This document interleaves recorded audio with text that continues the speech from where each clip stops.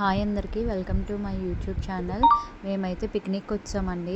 Picnic ఏంటి ఎక్కడ అనుకుంటున్నారా? ఇంకెక్కడ కాదండి, మా అమ్మవారి గుడి దగ్గరే. అదే కార్తీక మాసంలో వనభోజనాలు అంటారు కదా, అవైతే మేము పెట్టుకున్నాము అందరం, మా వీధి వాళ్ళందరూ కలిసి. అసలు వనభోజనాలు ఎందుకు పెట్టుకుంటారు ఏంటి అనేది చెప్తాను. అంటే ఇది యాక్చువల్గా కార్తీక మాసంలోనే చేసుకుంటారు. ప్రతిరోజు మనం వెళ్ళి చేస్తామంటే దానికి యూస్ఫుల్ ఉండదు. ఓన్లీ కార్తీక మాసంలోనే చేస్తారు. అది కూడా ఉసిరి చెట్టు కింద. ఉసిరి చెట్టు అంటే విష్ణుదేవుడు కదా. ఈ కార్తీక మాసంలో మనం శివుడిని ఎంత పూజిస్తామో విష్ణుదేవుడిని కూడా అంతే ఈక్వల్గా పూజిస్తాం. ప్రతి ఒక్కరు ఈ కార్తీక మాసంలో ఉసిరి చెట్టు దగ్గరికి వెళ్ళి దీపాలు పెట్టి అన్ని పూజలు చేస్తారు కదా. ముందుగా మనం వంటలు స్టార్ట్ చేసే ముందు అయితే మనం ఎప్పుడు పొయ్యికి అయితే పూజ చేసాకే స్టార్ట్ చేస్తాం కదా. అలానే పూజ చేసి వంటలన్నీ స్టార్ట్ చేశారు. ఈ వంటలు అవుతున్నప్పుడు నేను ఇంటి దగ్గర చక్కెర పొంగల్ చేశాను, అందుకే వీడియో తీయలేదు. లాస్ట్ ఇంకా బూరెలు చేసే టైంకి నేను వెళ్ళాను. ఇంక అప్పటి నుంచి నేను వీడియో క్యాప్చర్ చేశాను. ఈ ఐటమ్స్ అన్నీ కూడా అక్కడ మా అమ్మ వాళ్ళందరూ ప్రిపేర్ చేశారు. ఎవరు ఇంటి దగ్గర నుంచి తేలేదండి, అందరూ కలిసి ఆ గుడి దగ్గర కూర్చొని అన్నీ ప్రిపేర్ చేసుకున్నారు. నాకు ఈ వనభోజనాల కోసం అంత ఐడియా లేదు. నాకు తెలిసినంత వరకు నేను చెప్పాను.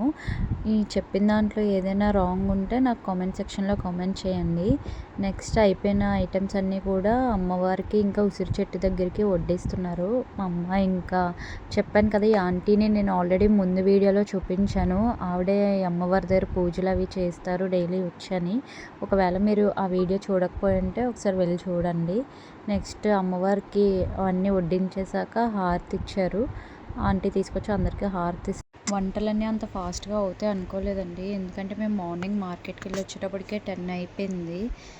ఇంకా ఆంటీ అందరికీ హారతి ఇచ్చేశారు. హారతి తీసుకున్నాక ఇంకా ఉసిరి చెట్టు దగ్గర ఇంకా వడ్డించలేదండి. అప్పటికి ఉసిరి చెట్టు దగ్గరికి వెళ్తున్నారు.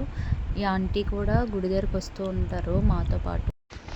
ఆంటీ ఇంకా చేసిన ఐటమ్స్ అన్నీ ఆ ప్లేట్లో పెట్టుకొని ఇంకా గ్లాస్తో వాటర్ కూడా పట్టుకొని వెళ్తున్నారు.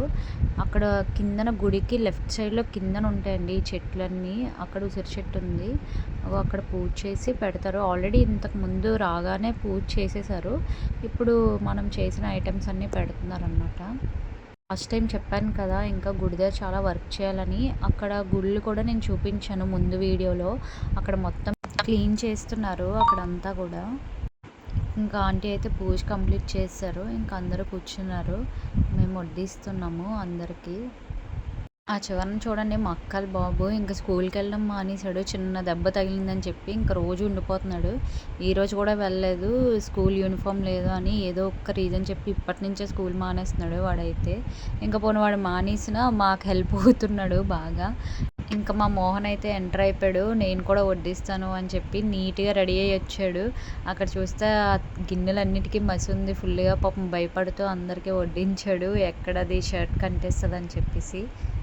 ఏంటి అందరూ బయట భోంచేస్తున్నారు, అమ్మవారిది తలుపులు మూసింది అని అనుకోకండి. భోగం పెట్టేటప్పుడు ఎప్పుడు డోర్ క్లోజ్ చేస్తారు కదా, ఇందాక ఆంటీ భోగం పెట్టారు అందుకని చెప్పి డోర్ క్లోజ్ చేసి ఉంచారు.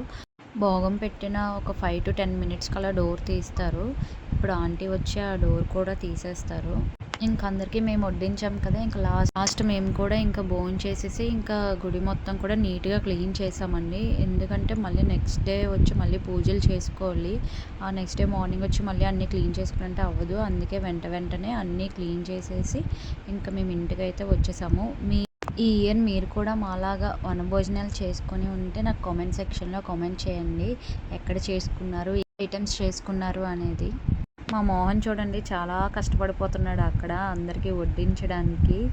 నా వీడియోస్ అయితే అందరూ చూస్తున్నారు కానీ ఎవరు లైక్ చేయట్లేదు, సబ్స్క్రైబ్ చేయట్లేదు. ఒకవేళ నా వీడియోస్ కానీ మీకు నచ్చినట్టయితే లైక్ చేసి షేర్ చేసి సబ్స్క్రైబ్ చేయండి.